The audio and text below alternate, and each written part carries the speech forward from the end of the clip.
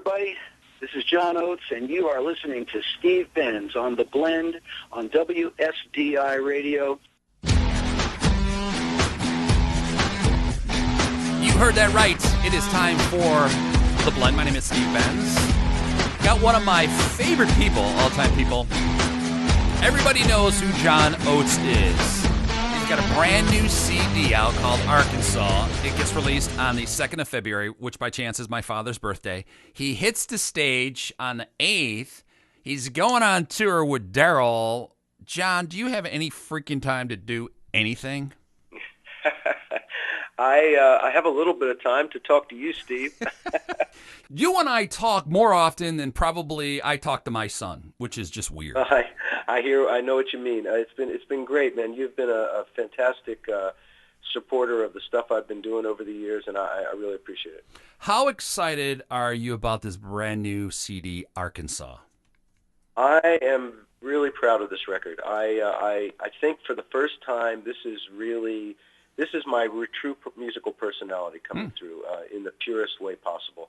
I think everything I've done in the past has led up to this point, and it happened in the most organic and natural way. It wasn't pre-planned. It was just this great collection of musicians all my friends really, that I assembled together. They were all available and jumped on board, and when they began to play together, magic happened. And from the very first track we recorded, my engineer looked at me and he said, "Man," he goes, "Johnny," he goes, "I don't know what's going on here." He goes, "But whatever it is, just keep doing it."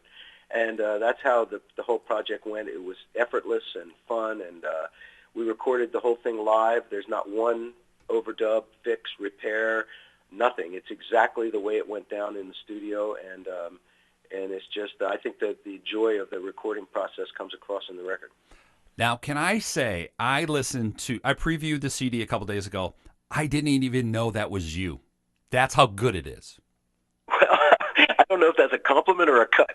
I'm not sure. I'm not sure. Well, you kind of hear, like, there's John Oates, and you think with Daryl Hall, you think of that, and then there's who you are. It is that good.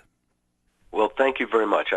Listen, man. You've been as I said, you've been listening to my stuff for quite a while. So if you're saying it, then I know it's real, and I appreciate it. My mouth dropped. I was like, my God, he just reinvented himself again, and that's what we're all trying to do in life, is reinvent ourselves. So kudos to you. Well, in a sense, it's funny. I look at it a little bit differently. I don't think I'm reinventing myself. I think I rediscovered myself. Like, I didn't know that you had that in your soul. And I've seen you play solo stuff, too. So I think everybody needs to get to the show on the 8th here in Chicago. Well, it's like I said, I think for the first time, I think I finally reached my true musical, personality. Mm-hmm. So how did you know the album was done? I knew it was done because I had 10 songs that I loved, and I didn't need any more, and that was simple as that. I didn't need any more for a number of reasons. One, I felt the album was complete, and two, I wanted this album to be recorded and released on vinyl, and it was very important that I had just the right amount of time on the record so that the vinyl could be cut very hot. It's a technical issue that when you make a vinyl record, if you have too much time, meaning that the songs are too long, you can't get enough fidelity out of the vinyl. So I wanted to have it short enough so that I could really record the vinyl and have the vinyl be reproduced in the best possible way. I am so glad it's out on vinyl. That's the way I want everything. Can we go back? Can we go back to vinyl? Maybe not. Yeah, well, a lot of people are doing it. And we should too, right here. That's what I'm saying. I'm going vinyl now. So Rolling Stone has talked about your album being one of the great albums coming out this year. That has got to be almost scary if I was you. Well, it was included in the top most anticipated country albums of 2018, which I did not intend for this to be a country album. In fact, I don't think it's a country album, but I don't really care either, because just the very fact that that they decided to pick my record and showcase it in that way was very, very flattering, and I was really thrilled about it. If it's in the country category, it's only because country music has kind of expanded and broadened its scope. And I think that's also very cool. And so I'm just happy to be included in that list. So how do I ask that? Was there an inspiration to get you to this point, to this music, to this CD? Well, what I did was I went back to go forward. This album started out as a tribute to Mississippi John Hurt, which was what I was going to do originally, was just record solo guitar and voice and do some Mississippi John Hurt songs in a very kind of casual way. I did a few tracks and sat back, listened to it, and it was good and everything, but it wasn't right. There was something missing, and I thought to myself, well, it's been done before. There's no point in doing this again.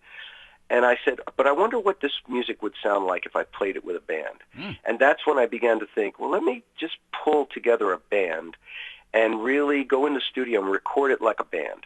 And I called on my good friend Sam Bush, who's just a legendary mandolin player, the great Russ Paul, who's an amazing, innovative pedal steel genius, a guy named Nat Smith, who plays cello. He's a young kid from Mississippi.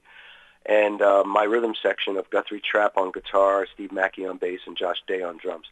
And the chemistry in the room was just magical. I don't know how to describe it.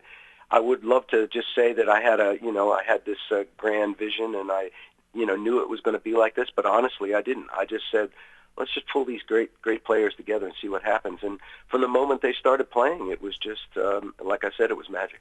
You've always been known to be a musician that wanted inclusion on these projects and all of your type of projects. Is that what essentially happened? You put the music out in front of these musicians, and then it just kind of meshed together?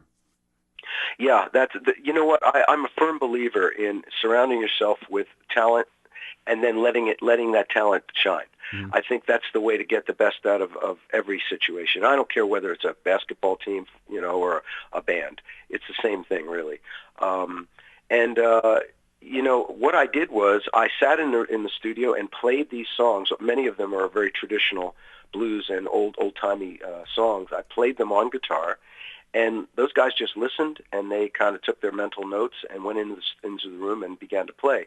So if you were to strip away all the instrumentation on this record and just leave what I was doing, you would hear almost a very traditional blues and swing and ragtime type record. But when you add the input from these guys who were with me, it turned into something completely different. Wow. Did you produce the CD too?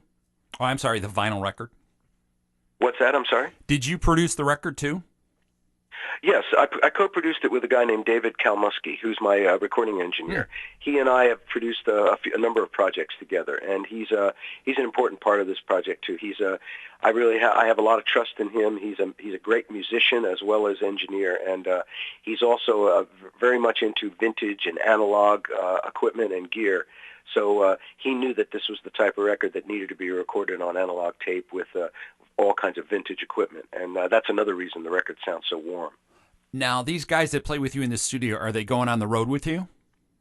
On selected dates, I'm going to have the full band, exactly the guys who played on the record. In Chicago, I'm going to have a smaller version of that band. It'll be a 4-piece rhythm section, and that's more of the traveling band. Because Sam Bush, of course, has his own group, and Russ Paul plays with Dan Auerbach, and so those guys are, and Nat Smith, my cello player, is out with Casey Musgrave. So these guys are all highly in demand. So I'm trying to assemble the full band as much as possible, but in Chicago I'll be with 4-piece, but it's still a very powerful unit, and in fact, in a way, the 4-piece band shines even in a different way because there's more space between the notes. Right. God, I love that. Are you going to do any recording when you're on the road? Maybe a live version of some songs, or maybe even a video of one of the songs? Well, I've done a live version of the entire album that was just previewed on Diddy TV on the internet, and we're going to release that as a Blu-ray disc in the fall. Awesome. I can't wait for that. And on top of that, your book went to paperback. Now you're this huge author. Well, the paperback book will be released in May, and what we've done is we've added some material in the kind of at the end of the book, so a little bit of a preview to possibly what might be a second volume. Wow. I don't know how you have any time. Like, your mind must race 24/7. But that's a good thing, isn't it? It's good to have your mind, and you're growing, you keep learning, and you keep changing. That's the best thing about life. Well, I agree with you, man. I'm just I feel like, you know, if you're not moving forward, you're moving backward. And it's just, you know, it is the way I think I keep myself young. And, you know, I'm just trying to enjoy this very exciting part of my life. It seems to have gotten richer, you know, as I've gotten older. And I'm appreciative of it. And with that, then you're going on tour with Daryl and the band Train. How did you pull that off? Well, we were always looking for great bands to play with. Last year we went out with the group Tears for Fears, and that was a lot of fun. And this year there was a lot of demand for us to go back into the big arenas, and Train was available, and we love those guys. Daryl's worked with them on his TV show, and I've actually played with them as well a few times, so we have a relationship. And we just thought, boy, it's a perfect compliment, and they jumped on board. And we also have an opening act named Brett Dennen, who is incredible. And so it's Brett Dennen, Train, and us, and it's going to be a great night of music. Like, what band would turn you down if you just kind of called and said, hey, we want you to go on tour with us? Well, I don't know about that. I mean, I'm sure there's plenty of bands who might feel it's musically not the right fit. It's really all about the musical fit. Right. I think, you know, when you put a show together, you know, regardless of whether it's our show, but even the people we're playing with and performing with, I think there has to be some, you know, kind of theme to it. Mm-hmm. And we're planning on doing a kind of an extended encore and having the guys from Train join us and do something collaborative. And we love doing stuff like that too.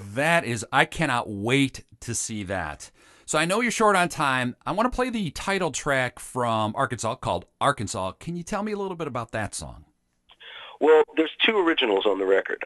One is the title track, Arkansas. The other one is a song called Dig Back Deep, which is a song I wrote right at the end of the project when I realized I was sitting back listening to the music and saying, what am I really doing here? And I thought, I'm digging back deep into my past. And so that song was written that way. Arkansas was inspired by a trip I made to a place called Wilson, Arkansas, and it was one of the largest cotton plantations in America.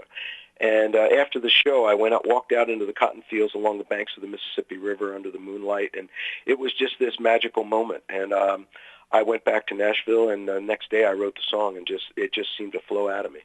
We're going to play the brand new track from John. You can catch the new CD, get it. You can pre-order it. February 2nd is when it gets released. He will be here in town on the 8th. Go to johnoates.com for more details. John, I cannot wait to see you again in February, my friend.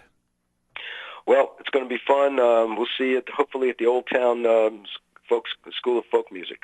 And I'll give more details right after this. Everybody, thanks for listening to The Blend. Here it is, brand new track from John.